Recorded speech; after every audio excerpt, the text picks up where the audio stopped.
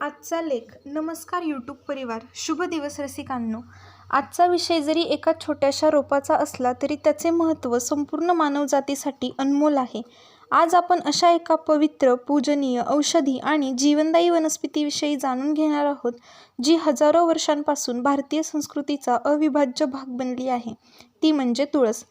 तुळस हे केवळ एक रोप नाही, ती भारतीय संस्कृतीचे हृदय आहे. ती श्रद्धेचा सुगंध आहे. ती आरोग्याचे अमृत आहे. ती पर्यावरणाची रक्षक आहे. ती घराघरातील संस्कारांची जिवंत शाळा आहे. ज्या घराच्या अंगणात तुळस असते त्या घरात केवळ हिरवळ नसते, तर तेथे श्रद्धा, समाधान, सकारात्मकता आणि पावित्र्यही नांदत असते. महिला देवपूजा करून तुळशीची पूजा करतात. पहाटेच्या प्रसन्न वातावरणात तुळशीवर पडणारे दवबिंदू जणू निसर्गाने तिच्या चरणी अर्पण केलेली मोत्यांची फुले वाटतात. मंद वाऱ्याला झुळकीसोबत दरवळणारा तिचा सुगंध मनाला प्रसन्न करतो, विचारांना निर्मळ करतो आणि जीवनात आशेचा नवीन किरण निर्माण करतो.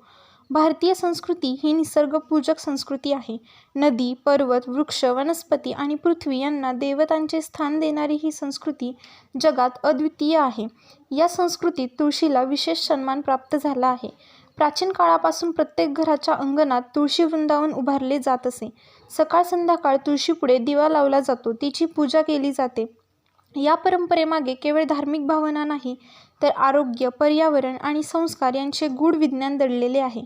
आपण दिवाळीच्या काळात फुलं, रांगोळी, ऊस, लाइटिंग माळा, रंगरंगोटी करून नैवेद्य, प्रसन्न वातावरणात आपण तुळशीचं लग्न लावतो. त्यानंतर लगीनसराई चालू होते. ही आपली परंपरा चालू आहे. तुळशीसमोर हात जोडताना माणूस नम्रता शिकतो. तिच्या भोवती प्रदक्षिणा घालताना निसर्गाबद्दल कृतज्ञता व्यक्त करतो. तिच्या सेवेतून संयम, शिस्त आणि जबाबदारीची भावना विकसित होते. आयुर्वेदात तुळशीला औषधांची राणी असे संबोधले जाते, कारण तिच्या प्रत्येक पानात आरोग्याचे वरदान दडलेले आहे. सर्दी, खोकला, ताप, घशातील संसर्ग, पचनाच्या समस्या, डोकेदुखी आणि रोगप्रतिकारक शक्ती वाढविण्यासाठी तुळस अत्यंत उपयुक्त मानली जाते. पूर्वी गावांमध्ये मोठमोठी रुग्णालये नव्हती, महागडी औषधे नव्हती, पण प्रत्येक घरात तुळस होती. त्यामुळे अनेक छोट्या मोठ्या आजारांवर घरगुती उपाय म्हणून तुळशीचा वापर केला जात असे. आज आधुनिक विज्ञान देखील तुळशीच्या अनेक गुणधर्मांना मान्यता दिली आहे. यावरून आपल्या पूर्वजांचे ज्ञान किती दूरदर्शी होते याची जाणीव होते. आज पृथ्वीसमोर उभे असलेल्या सर्वात मोठ्या समस्या म्हणजे प्रदूषण, जंगलतोड आणि हवामान बदल. वाढते तापमान, घटणारी हिरवळ आणि दूषित होत चाललेले वातावरण ही संपूर्ण मानवजातीसाठी चिंतेची बाब आहे. अशा काळात तुळस आपल्याला पर्यावरण संवर्धनाचा सुंदर संदेश देते. तुळस वातावरणातील शुद्धता टिकवून ठेवण्यास मदत करते. तिची उपस्थिती घरातील वातावरण अधिक प्रसन्न बनवते. ती आपल्याला सांगते की निसर्गावर प्रेम करणे म्हणजे स्वतःच्या भविष्याचे रक्षण करणे होय. आज जर प्रत्येकाने आपल्या घरात आणि परिसरात झाडे लावण्याचा संकल्प केला तर भविष्यातील अनेक संकटांपासून आपण पृथ्वीचे संरक्षण करू शकतो. तुळशीचे संपूर्ण जीवन म्हणजे एक प्रेरणादायी ग्रंथ आहे. ती आपल्याला शिकवते, कितीही लहान असलो तरी महान कार्य करू शकतो. स्वतः जगताना इतरांचाही विचार करावा. संकटांमध्येही हिरवेगार राहावे. स्वतःचा सुगंध इतरांपर्यंत पोहोचवावा. नम्रता, सेवा आणि प्रेम यांची जोपासना करावी.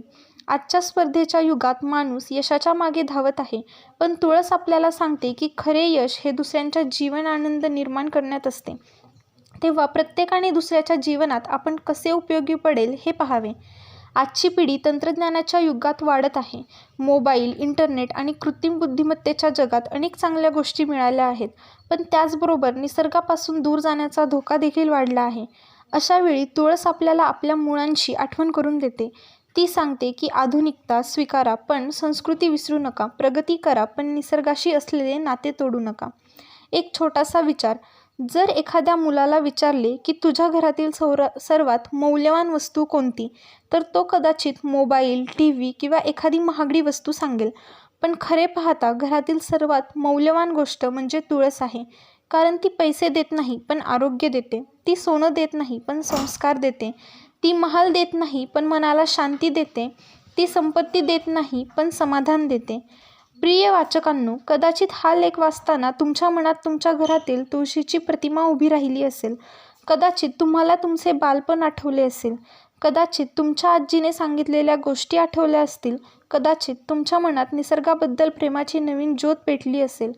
जर असे झाले असेल तर या लेखनाचे सार्थक झाले असे मला वाटेल. चला आज एक छोटासा पण मोठा संकल्प करूया. एक तुळस लावूया, एक संस्कार जपूया, एक पर्यावरण वाचवूया आणि एक सुंदर भविष्य घडवूया. हा लेख मनापासून आवडला असेल तर लाईक करा. तुमचे विचार कमेंटमध्ये नक्की लिहा. हा लेख जास्तीत जास्त लोकांपर्यंत शेअर करा आणि अशाच हृदयस्पर्शी, ज्ञानवर्धक, संस्कारमय, प्रेरणादायी आणि समाज प्रबोधन करणाऱ्या लेखांसाठी चॅनल सबस्क्राईब करायला विसरू नका. तुमचा एक सबस्क्राईब हा फक्त आकडा नसतो, तो लेखकाच्या लेखणीला बळ देणारा आशीर्वाद असतो. तुमचा एक कमेंट हा पुढील लेखासाठी प्रेरणा असतो आणि तुमचे प्रेमच या प्रवासाची खरी ताकद आहे. धन्यवाद. पुन्हा भेटूया एका नव्या, प्रेरणादायी आणि विचारप्रवर्तक विषयासह.